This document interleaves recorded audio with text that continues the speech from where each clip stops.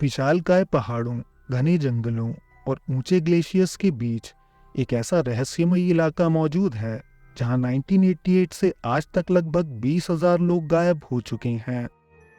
इस एरिया को Alaska triangle कहा जाता है।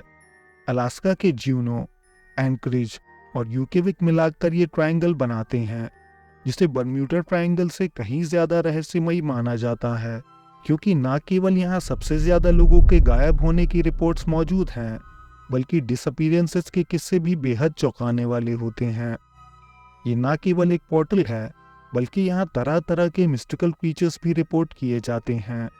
तो आज के एपिसोड में जानेंगे अलास्का ट्रायंगल के रहस्य को। एपिसोड को अंत तक जरूर देखिएगा।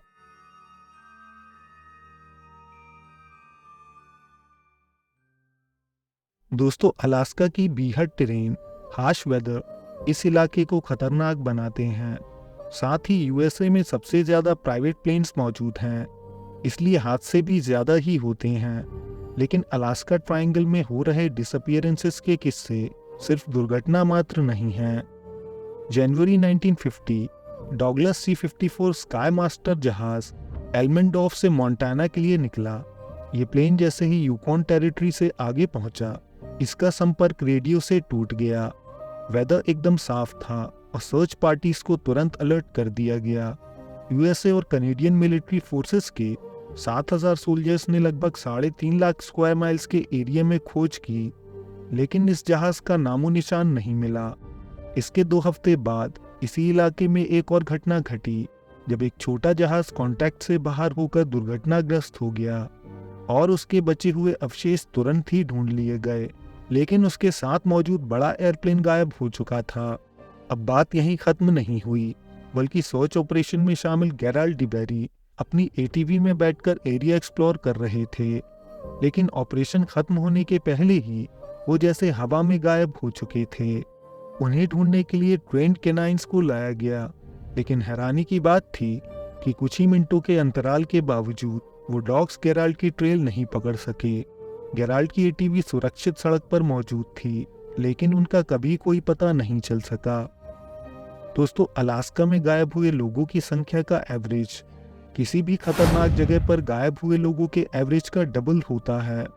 रिसर्चर्स ने हमेशा से ही अलास्का ट्रायंगल के डिसअपीयरेंसेस का एक्सप्लेनेशन तलाशने की कोशिश की है, लेकिन उन्हें वहां कुछ भी ऐसा एक्स्ट्रा ऑर्डिनरी नहीं मिला जो इतने लोगों के गायब होने के पीछे का कारण हो सके। कुछ रिसर्चर्स लोकल फोल्कलोर की तरफ इशारा करते हैं, जो एक पॉसिबल एक्सप्लेनेशन हो सकता है, भले ही वो कितना भी अनसाइंटिफिक क्यों ना हो। लोकल फोल्कलोर में डिसअपीयरेंस के किस्से सैकड़ों सालों से मौजूद हैं, जिनके पीछे की वजह वहां मौजूद मिस्टिकल एंटिटीज को बताया गया है। माना जाता है इस इलाके में तरह तरह के रहस्यमय जीव प्रकट होते हैं और वो अचानक ऐसे गायब हो जाते हैं जैसे किसी और दुनिया से आए हों। एक खास इंसिडेंस की बात करें तो केनाई पेनिनसुला के सदर्न पार्ट में पोर्टलॉक टाउन मौजूद था। इस इलाके में एक रहस्यमयी मॉन्स्टर का वास हो गया, जो लोगों पर हमला करता और उन्हें जान से मार देता था। यो 1950 तक वो पूरा टाउन उसके खौफ से खाली हो चुका था। लोकल्स इस जीव को नैनक कहते थे।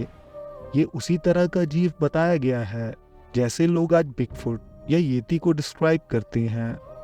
लोकल्स का मानना है कि इस तरह के जीव 2 अलग अलग डायमेंशंस में ट्रैवल करते हैं।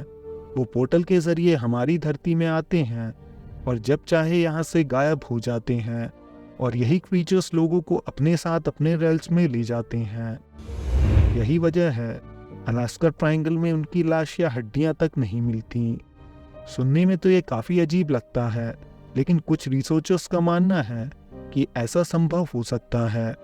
अलास्का ट्रायंगल की जियोलॉजी भी सामान्य नहीं मानी जाती।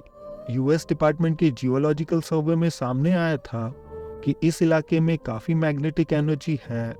इस इलाके में एंटर होते ही गाइडिंग सिस्टम्स काम करना बंद कर देते हैं, जैसे कंपास और इलेक्ट्रॉनिक आइटम्स। और कुछ रिसर्चर्स का मानना है कि यही मैग्नेटिक फील्ड्स यहाँ पोर्टल का निर्माण भी कर सकती हैं। रिसर्चर्स ऐसा इसीलिए मानते हैं क्योंकि आज भी हर साल सैकड़ों लोगों की मिसिंग रिपोर्ट्स उसी इलाके में फाइल की जाती हैं, जो कि असल डिसअपीयरेंस की संख्या का कुछ हिस्सा ही होता है। ईयर 1994 ईस्टर्न ओहायो में रहने वाले बिगफुट रिसर्चर मैट मनीमेकर ने अपने कोलीग के साथ मिलकर इस इलाके में हुई बिगफुट साइटिंग्स को इन्वेस्टिगेट किया था। इसके पहले मैट ने सालों तक बिगफुट को ढूंढने की कोशिश दुनिया भर में की थी, लेकिन वो सफल नहीं हो सके थे। मैट रात के 2 बजे गाड़ी से उतरकर जंगल के अंदर की ओर गए, क्योंकि वहां से उन्हें ग्राउलिंग साउंड सुनाई दे रहे थे। मैट ने नाइट विजन से उस इलाके को एक्सप्लोर किया और तभी उन्हें एक विशालकाय एंटिटी ठीक अपने सामने खड़ी दिखाई दी। वो तुरंत समझ गए कि ये एक बिगफुट है। मैट धीरे धीरे पीछे की तरफ आए और अपनी गाड़ी में जाकर कैमरा निकाला, लेकिन जब तक वो वापस स्पॉट पर पहुंचे वो एंटिटी गायब हो चुकी थी। वो उसकी तस्वीर तो नहीं ले सके, लेकिन मैट को उस रात यकीन हो गया था कि बिगफुट्स का अस्तित्व सच में है।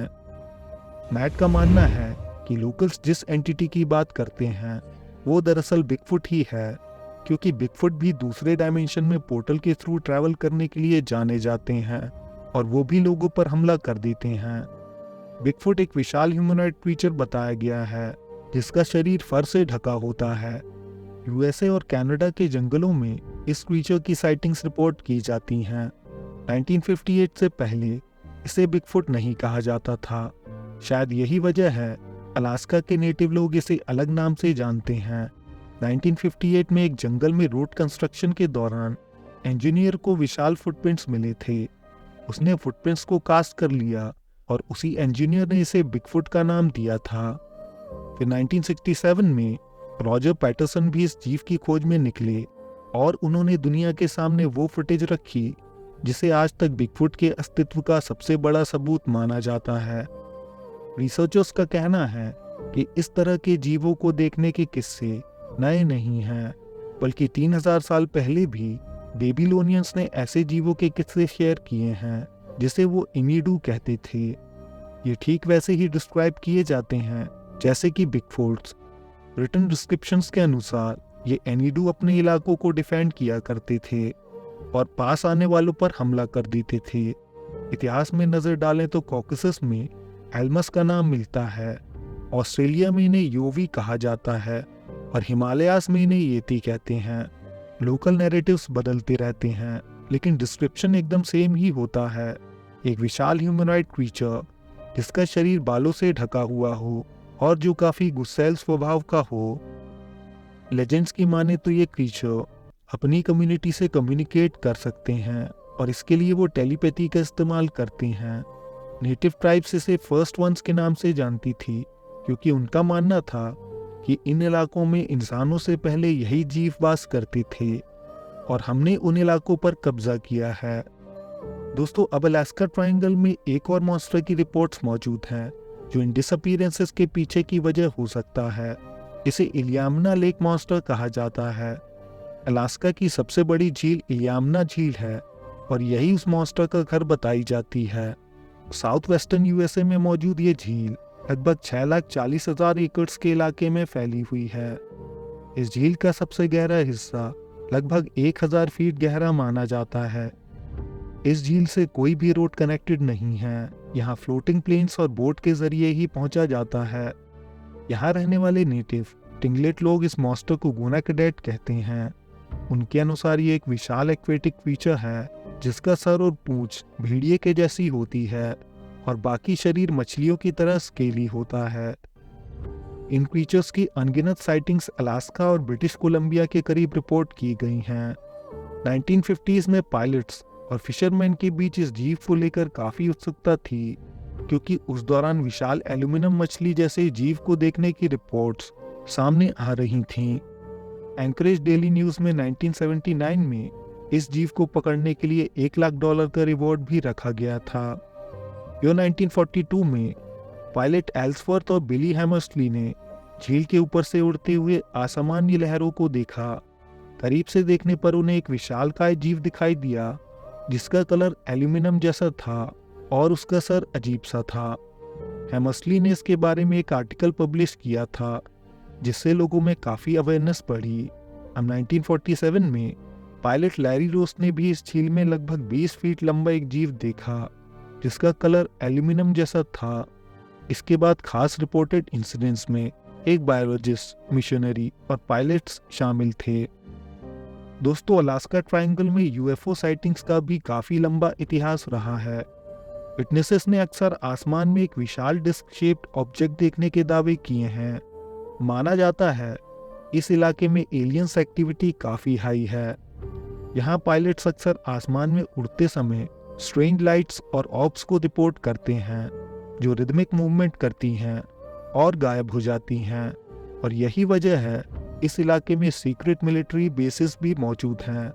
कई विटनेसेस ने ऐसे दावे भी किए हैं कि उन्होंने झील की गहराइयों से यूएफओस निकलते देखे हैं जो कुछ देर सतह पर मंडराने के बाद तेजी से आसमान में गायब हो जाते हैं। ऐसे बियाबान इलाकों में लोगों का गायब होना एक्सप्लेन किया जा सकता है, लेकिन अलास्का ट्रायंगल में गायब होने वालों की संख्या सच में एक्स्ट्राऑर्डिनरी है। साथ ही इसके पीछे की वजह का साफ ना होना इस बात की ओर इशारा करता है कि दुनिया में बहुत कुछ ऐसा है जो हमारी समझ के परे है। आज के एपिसोड में बस इतना ही। वीडियो पसंद आया हो तो लाइक करें, कमेंट्स में अपनी राय दें। अगर आप चाहें तो हमारे चैनल को सब्सक्राइब करके ऑल नोटिफिकेशंस ऑन कर सकते हैं।